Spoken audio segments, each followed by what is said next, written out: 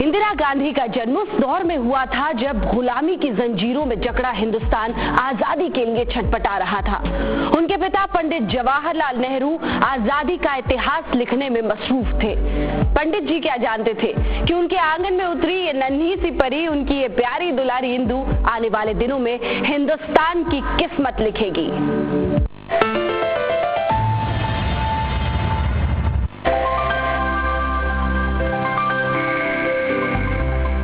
19 नवंबर 1917, स्वराज भवन, इलाहाबाद। ईंट पत्थरों से बनी इस इमारत के इसी कमरे में एक बेटी की किलकारी गूंजी थी।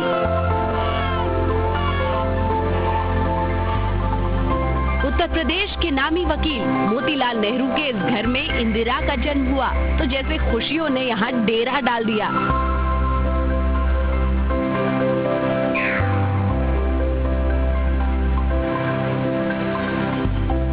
बच्ची क्या थी, जैसे दुनिया की सबसे प्यारी गुड़िया थी। पिता जवाहरलाल नेहरू ने बच्ची को गोद में लिया और बोले, ये तो प्रियदर्शनी है।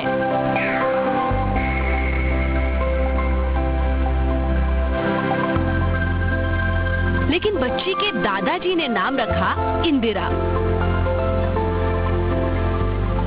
दुनिया भर के लिए इंदिरा और पापा की प्रियदर्शनी।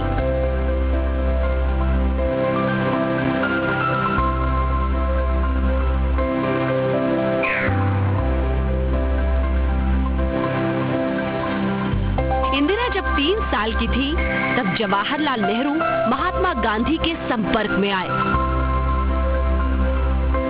और फिर उन्होंने अपने दिन रात आजादी के जंग पर निछावर कर दिया।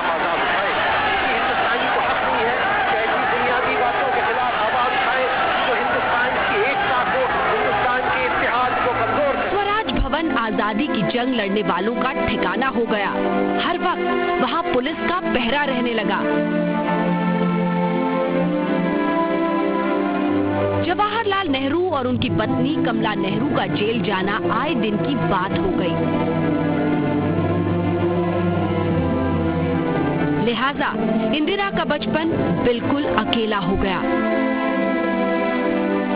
खेल खिलौनों से दूर इंदिरा अपने पिता और उनके बाकी साथियों को जुलूस, सभा में भाषण देते देखती रहती। उसका असर भी उन पर पड़ने लगा।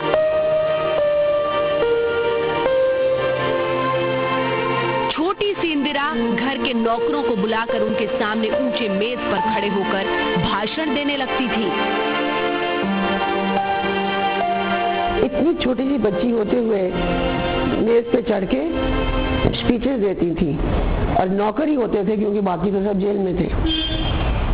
तो मैं ऐसी वो करना शुरू से वो आदत थी। माहौल का असर इंदिरा पर कुछ यूं हुआ कि 12-13 साल की उम्र में ही इंदिरा ने क्रांतिकारियों की मदद करने के लिए बच्चों की बानर सेना बना ली।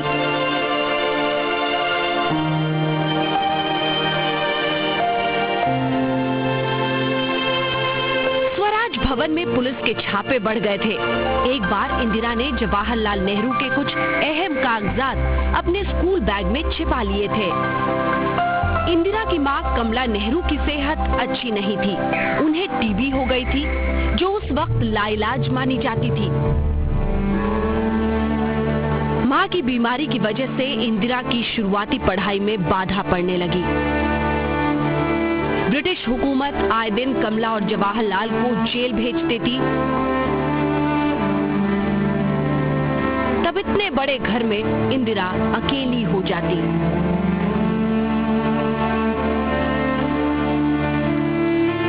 इसके चलते पंडित नेहरू ने इंदिरा को पूना के बोर्डिंग स्कूल में डाल दिया।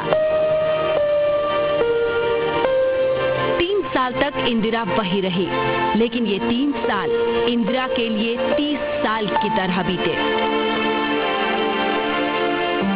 1934 में रविंद्रनाथ टैगोर के शांति निकेतन में पढ़ने गई तो जैसे नई जिंदगी मिली। 17 साल की इंदिरा पर गुरुदेव रविंद्रनाथ टैगोर का गहरा असर पड़ा। शांति निकेतन में इंदिरा ने कविता और मणिपुरी नृत्य की भी शिक्षा ली।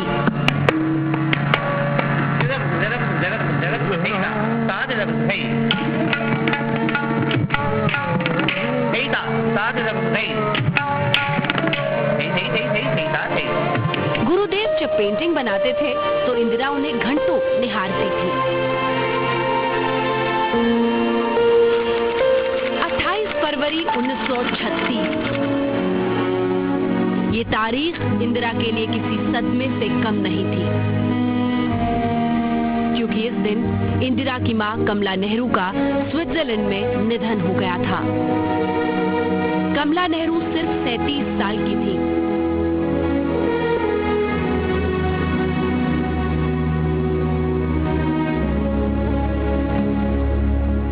इंदिरा को मां की मौत के सदमे से उबारना और उनकी पढ़ाई बरकरार रखना जवाहरलाल नेहरू के लिए चुनौती थी। परिवार की परंपराओं के मुताबिक इंदिरा को शिक्षा के लिए विदेश भेजने की तैयारी कर ली गई। 1937 में इंदिरा आगे की पढ़ाई के लिए समरविले कॉलेज ऑक्सफोर्ड चली गई। यहाँ इंदिरा ने पब्लिक एडमिनिस्ट्रेशन, इतिहास और एंथ्रोपोलॉजी की पढ़ाई की।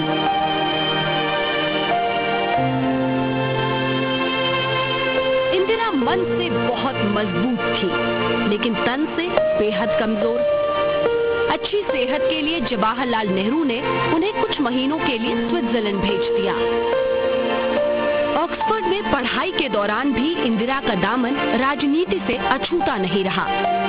वो ब्रिटिश लेबर पार्टी की स्टूडेंट विंग में सक्रिय थी और जब द्वितीय विश्व युद्ध शुरू हुआ तो रेड क्रॉस वॉलंटियर के तौर पर भी वो जंग में घायल सैनिकों की सेवा करती रही।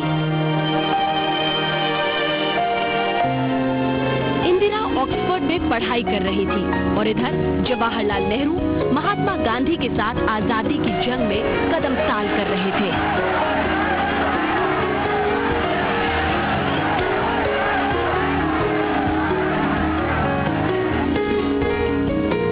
लेकिन बेटी से वो जरा भी गाफिल नहीं थे।